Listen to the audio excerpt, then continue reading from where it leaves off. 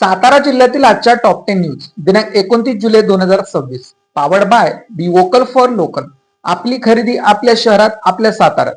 कराड दक्षिण मतदारसंघात 56,000हून अधिक दुबार मतदार.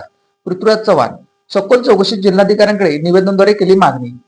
कराड दक्षिण विधानसभा मतदारसंघातील मतदार यादीमध्ये मोठ्या प्रमाणात दुबार, स्थलांतरित व संशयित मतदारांच्या नोंदी असल्याचा गंभीर मुद्दा माजी मुख्यमंत्री पृथ्वीराज चव्हाण यांनी निर्देश आणून देत ची विशेष तपासणी करून नियमबाह्य नोंदी वगळण्याची मागणी जिल्हाधिकाऱ्यांकडे केली आहे. विधानसभा निवडणुकीपूर्वीही वेळोवेळी लेखी स्वरूपात दुबार मतदारांची माहिती निवडणूक प्रशासनाने सादर केली होती, मात्र त्यावर अपेक्षित कार्यवाही न झाल्याने हा प्रश्न अद्याप कायम आहे, असं ते म्हणाले. रिपाईचा अनुसूचित जातींच्या उपकरणीकरण क्रिमिनलला विरोध. अनुसूचित जातींना संविधानाने दिलेलं आरक्षण हा गरिबी निर्मूलन कार्यक्रम नसून हजारो वर्षांच्या सामाजिक अस्पृश्यता भेदभाव विरोधात दिलेले सामाजिक प्रतिनिधित्व आहे. त्यामुळे अनुसूचित जातींमध्ये क्रिमिनल किंवा आर्थिक निकष लागू करणे पूर्णपणे घटनाविरोधी व अयोग्य आहे. त्यामुळे देशातील, राज्यातील व जिल्ह्यातील अनुसूचित जातींच्या घटनात्मक हक्कांचे संरक्षण, उपवर्गीकरण व क्रिमिनल तत्वास रिपाईचा तीव्र विरोध आहे, अशी माहिती रिपाईचे आठवले गट पश्चिम महाराष्ट्र अध्यक्ष अशोक गायकवाड यांनी माध्यमांशी बोलताना दिली. भुईंज कुडाळ बावधन परिसरातील शेतकऱ्यांच्या गोट्यातून जनावरे चोरून विकणारी टोळी गजाआड. चोरीला गेलेल्या गाई म्हशींचा पोलिसांकडून शोध सुरू. भुईंज कुडाळ बावधन परिसरातील शेतकऱ्यांच्या गोठ्यांवर डल्ला मारत पिकअप वाहनातून जनावरे चोरी करणाऱ्या टोळीचा भुईंज पोलिसांनी पर्दाफाश करत 3 संशयितांना अटक केली आहे.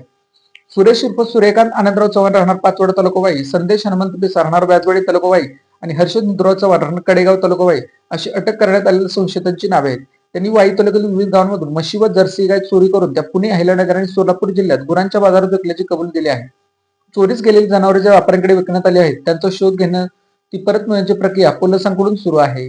खंडाळा तालुक्यातील शिंदेवाडीत गोळीबार करून फरार झालेल्या 4 सहाय्यक गुन्हेगारांच्या टोळीला अटक.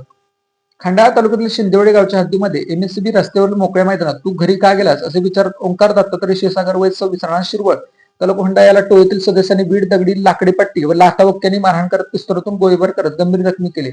या प्रकरणी शिरोळ पोलीस ठाण्याचे वरिष्ठ पोलीस निरीक्षक महेश शिंगणे यांच्या नेतृत्वाखाली पथकाने गोळीबार करून फरार झालेल्या 4 संशयित गुन्हेगारांच्या टोळीला अवघ्या 12 तासांच्या आत पुण्यातून जेरबंद केले. या घटनेमुळे शिंदेवाडी परिसरात खळबळ उडाली आहे. केळघर घाटातील वाहतूक बंदच.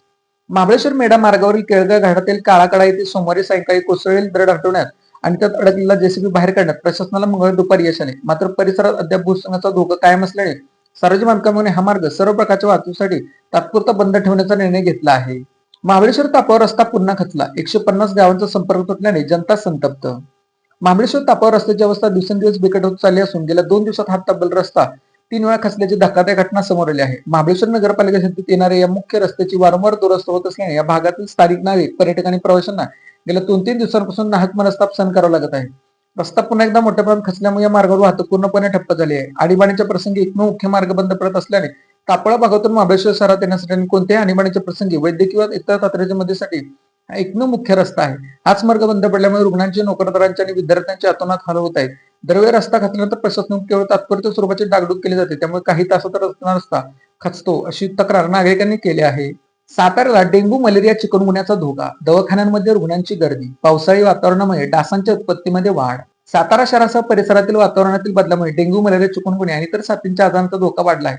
मुसळधार पावसामुळे अनेक ठिकाणी पाणी साचून राहिले असून त्यामुळे डासांच्या उत्पत्तीस पोषक वातावरण निर्माण झाले आहे. आरोग्य विभागाने नागरिकांना घरातील व परिसरातील पाण्यासाठी झाकून ठेवण्याची, आठवड्यातून एकदा पाणी साठवणारी भांडी स्वच्छ करण्याचे, ताप किंवा इतर संशयास्पद लक्षणे आढळल्यास तातडीने वैद्यकीय तपासणी करून उपचार घेण्याचे आवाहन केले आहे. साताऱ्यात चेन स्नॅचिंगचे ओपन चॅलेंज. सलग 3 घटनांनी खळबळ. पोलीस गस्तीचा उडाला बोजवारा. सातारा शहरात एकाच आठवड्यात 3 चेन स्नॅचिंगच्या घटना घडल्याने महिलांमध्ये असुरक्षेची भावना निर्माण झाली आहे. दुकानात बसलेल्या महिलेच्या गळ्यातील दळण आणण्यासाठी आणि खरेदी करण्यासाठी निघालेल्या महिला लक्ष करत डाव साधला गेला आहे. त्यामुळे पोलीस गस्तीचा बोजवारा डोला असून चेन स्नॅचिंग पोलिसांना जो आव्हानच दिल्याचे चित्र निर्माण झाले आहे. शाहूपुरी व सातारा शहर पोलीस ठाण्याच्या हद्दीतील केसरकरपेठ, कोपर कॉलनी, बारटक्के चौक येथे चेन स्नॅचिंगच्या घटना घडल्या आहेत. 1 दिवसांच्या या सर्व चोऱ्या झाल्या आहेत. जर एका आठवड्यात 3 चेन स्नॅचिंग घटना घडल्या असतील तर हा प्रकार गंभीर मानला जात असून पोलिसांनी तातडीने प्रभावयोजना करण्याची गरज निर्माण झाली आहे. साताऱ्यात एकाची 30 लाखांची फसवणूक.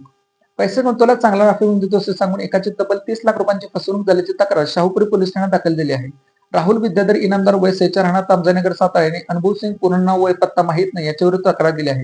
ही घटना 2024 ते 2025 या कालावधीत घडली आहे. संशयिताने फोन करून ऑनलाईन व आरटीजीद्वारे तक्रारदारांना पैसे गुंतवण्यास सांगितले. चांगल्या मोबाईलचे आमिष दाखवल्याने तक्रारदारांनी वेळोवेळी पैसे पाठवले, मात्र मूळ रक्कम अधिक मोबदला मिळत नव्हता. त्यामुळे अखेर त्यांनी पोलीस ठाण्यात तक्रार दिली आहे.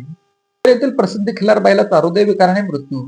बागदान येथे बेंदूर सणानिमित्त मिरवणूक काढून ग्रामदेवश्री काळभैरवनाथाचे दर्शन घेऊन परत असताना ग्रामपंचायत सदस्य सूरज कदम यांचा छोट्या सोन्या नावाने प्रसिद्धी खिलार बैल हृदयाच्या तीव्र झटक्याने एसटी स्टँड परिसरात जागीच दगावला. यामुळे परिसरात शोककळा पसरली आहे. सातारा जिल्ह्यातील अशाच विश्लेषणात्मक बातम्यांसाठी जिल्हा सातारा या न्यूज चॅनलच्या सर्व सोशल मीडिया प्लॅटफॉर्मला फॉलो करा. व्हिडिओ लाईक करा, व्हिडिओ हाईप करा, व्हिडिओवर कमेंट करा आणि व्हिडिओ जास्तीत जास्त लोकांपर्यंत शेअर करा.